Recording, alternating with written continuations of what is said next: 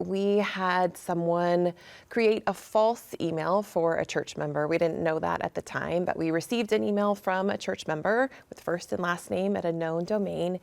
And they said, I have a new email address. Please update our database. And could you please send me another copy of our directory? So we did that, and one of us was suspicious about that request, and so we reached out directly via text for a number that we had on file and said, do you have a new email? And that individual said, no, I do not. So we knew that it was suspicious. We knew it was problematic. And within several hours, we had multiple people from the church reaching out to us saying, hey, what about this favor? What can we do for you? And forwarding us emails that said, it was me sending an email, again, from a falsified email address saying, I need a favor, I need you to be discreet, you're the best person for this job.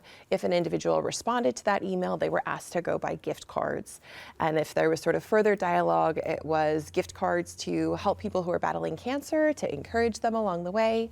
And the financial request was for 4 $500 gift cards.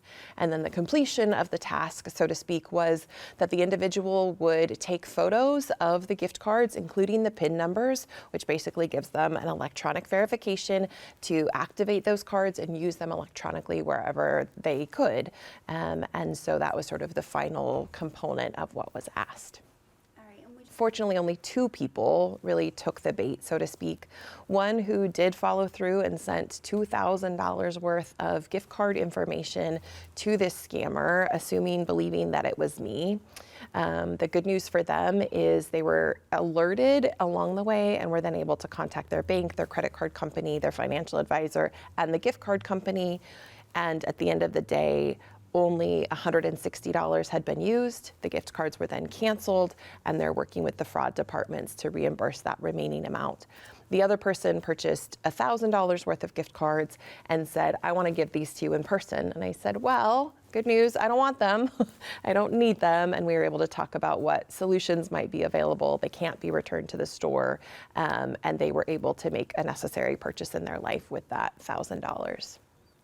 As a pastor, it's really maddening to see somebody ask in my name, using my name in vain, because it's predicated on the trust that I've built with my congregation. And so people believe in me, and they believe in the work that we do together, and they trust me to represent them in the world and to show up at hospitals and to show up at care facilities and to be with people in a time of crisis. I'm in many ways standing in for them in places and spaces that they cannot. And so when somebody else takes advantage of the trust and the relationship that we have built, it's really maddening. It's really humbling because I'm super powerless in it. I mean, I can say over and over again, this isn't me, this isn't how I do business. I would never ask you to do these things.